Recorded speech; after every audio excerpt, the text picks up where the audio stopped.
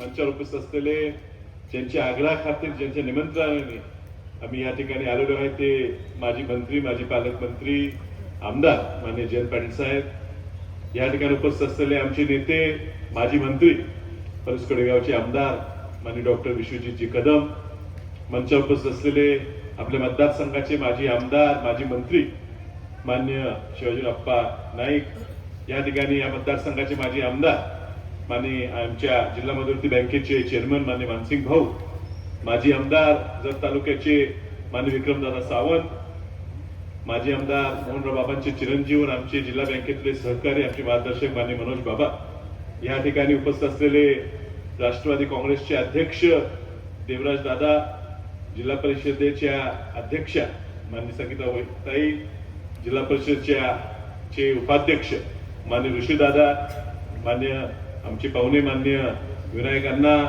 बाळासाहेब बापू, आपले सभापती उदय बापू, उपस्थित पंचायत जिल्हा परिषदेचे विषय समितीचे सभापती पृथ्वीराज पाटील, दादासाहेब कोळेकर, स्नेहल मोरे, माननीय तमनगौडा रवी व सौ सभापती सौ सावित्रीबाई पाटील, रवी पाटील, उपस्थित आता सर्व जिल्हा परिषदेचे सदस्य, मागे बसलेले अविनाश काका, बाळासाहेब बापू, बाबासाहेब मुळी बापू, विजय बापू, उपस्थित सर्व मंचावर जिल्हा परिषद पंचायत समितीचे वेगवेगळ्या समिती सभापती, उपसभापती, या ठिकाणी कासेगाव व आसपासच्या परिसरातून, ह्या वाळवा तालुक्यातून उपस्थित असलेले सर्व वेगवेगळ्या सोसायट्या, ग्रामपंचायतींचे पदाधिकारी, कार्यकर्ते, बंधू भगिनी, मित्र, साहेब, खूप भाषणं तशी आमची ह्या चौकात झालेली आहे. एवढी लोक आम्हाला सवय नाही म्हणून, आणि म्हणून त्या भावनेचे भाग जरा कंट्रोल करायला लागते, म्हणजे चुकीची जुनीच भाषणं चुकून आमच्याकडनं चालू व्हायला नको.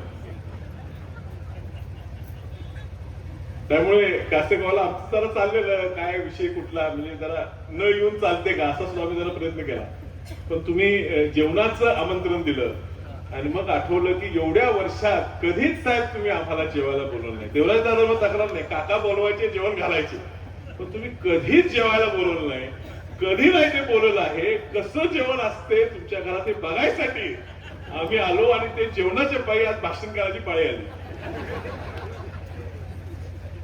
पण गमतीचा भाग वेगळा. खूप संघर्ष आमच्या तिघांच्या घरांनी बघितला, तुम्ही सगळ्यांनी आमच्या सोबत पाहिला, आणि त्या संघर्षामुळे कुठे ना कुठेतरी थोडं आपण सगळेजण मागे पडत गेलो, आणि ह्या संघर्षाचा फायदा घेऊन एक वेगळा विचार आपण ह्या जिल्ह्यात शिरू दिला. खास करून ह्या वाळवा तालुक्यात क्रांतिकाऱ्यांचा हा तालुका.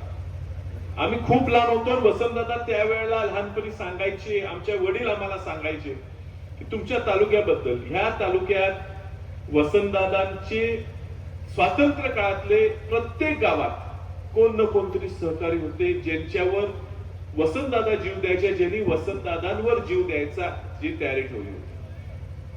ह्या ठिकाणी इंग्रजांकडनं पळत असताना, लपत असताना असं एकही गाव नसेल की ज्या गावात वसंतदादांना त्या काळात आश्रय मिळाला नाही. हे संबंध त्या काळचे होते, आणि ते राजकारणात भले मतभेद झाले, वैचारिक मतभेद झाले, पण ही दोघं एकमेकावर शेवटच्या क्षणापर्यंत प्रेम करत राहिली.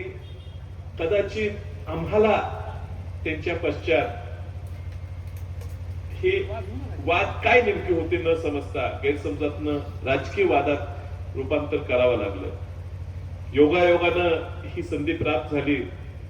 विश्वजित कदम साहेब, त्यांच्याही वडिलांचे आमचे जरा माझ्या स्वभावामुळे जरा जास्तच अग्रेसिव्ह स्वभाव असतो, आणि कदम साहेबांच्या निधनानंतर सुद्धा मला वाटलं विश्वजित कदम साहेब आता सगळा जुना इतिहासाचा बदला घेणार आहे, पण तो बदला न घेता त्यांनी मला सोबत घेतलं आणि मला भावासारखं प्रेम दिलं, आणि तेव्हापासून आम्ही जे एक आलो.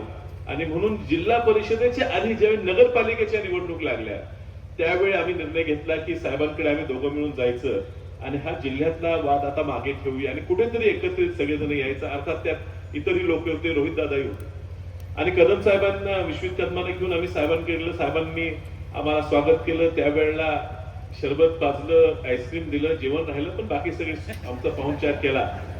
आणि त्यामुळे आईस्क्रीम मध्ये गार होऊन आम्ही साहेबांना शब्द दिला की इस्लामपूर आणि आष्टाची आम्ही निवडणूक लढणार नाही. आणि त्यामुळे तिथून सुरुवात ही विजयाची झाली की ईश्वरपूरची तुमची नगरपालिका ही चांगल्या मताधिक्यानं तुम्ही साहेबांच्या नेतृत्वाखाली निवडून आली. आम्ही तिथं समोर नसलो तरी पडद्यामागे आम्ही मागे घेतलं तर थोडा तरी श्रेय आम्हाला दोघांना द्यावं अशी तुम्हाला सगळ्यांना विनंती करतो. आणि येणाऱ्या बॉडीत एखादा कॉप्ट काँग्रेसचा मध्ये घुसवावा अशी आम्ही तुमच्याकडे या व्यासपीठावर तुम्हाला मागणी करतो. आणि अशात सुद्धा अर्थात विलासराव शिंदे साहेबांचे आणि आमचे खूप घनिष्ठ संबंध होते आणि त्यांचे त्या ठिकाणी चिरंजीव नगराध्यक्ष झाले, तिथेही पाठिंबा दिले. असं आपल्याला बऱ्यापैकी ठिकाणी यश आलं. त्यानंतर महानगरपालिकेत सुद्धा काय होणार आणि ह्यांच्या दोघात खूप वाद होणार आणि बिघडणार अशी परिस्थिती असताना साहेबांनी सुद्धा नमती भूमिका घेतली. 2 पाऊल मागे घ्यायची भूमिका त्यावेळी घेतली. आणि कदाचित राष्ट्रवादीला त्या ठिकाणी मिळालेलं यश कमी दिसत असेल, पण त्याने मागचं निश्चित कारण हेच आहे की थोडा जुत्ता माप त्यांनी आम्हाला दिला, आमचं हट्ट सगळी त्यावेळी पुरवले. आणि म्हणून महापालिकेत 39 हा आकडा गाठला. थोड्या अनेक 3-4 सीटा थोडक्या 50-100 मतात आपल्याकडे महानगरपालिकेवर सुद्धा काँग्रेस आणि राष्ट्रवादी काँग्रेसचा झेंडा त्याच वेळेला लागला असता. अजूनही वेळ गेलेली, अजूनही आमचा प्रयत्न चाललाय. मागच्या बॉडीत एकदा त्यांची आलेली सत्ता उलटून आपण सत्ता मिळवलेली, ह्या बॉडीत सुद्धा निश्चित आपण सत्ता उलटून त्या ठिकाणी मिळवू. आणि म्हणून हीच यशाची परंपरा जिल्हा परिषद चालू ठेवण्यासाठी एकत्र येऊन हा जो विचार घुसलाय आपला हा विचार नाही. ह्या ठिकाणी पूर्वीची लढाई सुद्धा होती ही डावे विरुद्ध काँग्रेस व्हायची, कारण ह्या सगळे पूर्ण तालुका पूर्ण जिल्हा पुरोगामी होता. त्यामुळे जाती धर्मात भांडण लावणारी शक्ती इथं वाढली, तर आम्ही कुठेतरी कमी पडलो, आमच्या वादात कमी पडलो. ह्याच्या पुढे मी तुम्हाला आश्वासित करतो की आमच्या राजकीय इतिहासात वाद काही असो, ज्या वेळेला भाजप त्यांची ही अतिशय वाईट विचारसरणी पुढे आणायचा प्रयत्न करेल, आमचे काही मतभेद असो, तुम्हाला मी शब्द देतो की त्यांना पळवून लावायचं काम आम्ही सगळे एकत्रितपणे करणार आहे. रोहित दादा आज उशीर झालाय, मला वाटते जेवणापर्यंत आले तरी आम्ही समाधानी होऊ. पण ह्या ठिकाणी आपण सगळे आम्हाला ह्या ठिकाणी बोललात, आम्हाला सुद्धा तुम्ही आमचा मान सन्मान केलात, ह्याबद्दल तुमच्या सगळ्यांचं ऋणी आहे. मला खूप काही बोलायचं आहे, पण पुढच्या कार्यक्रमात सगळी बाकीची गोष्टी करू. ह्या कार्यक्रमात फक्त तुमच्या सगळ्यांचे आभार आणि अभिनंदन.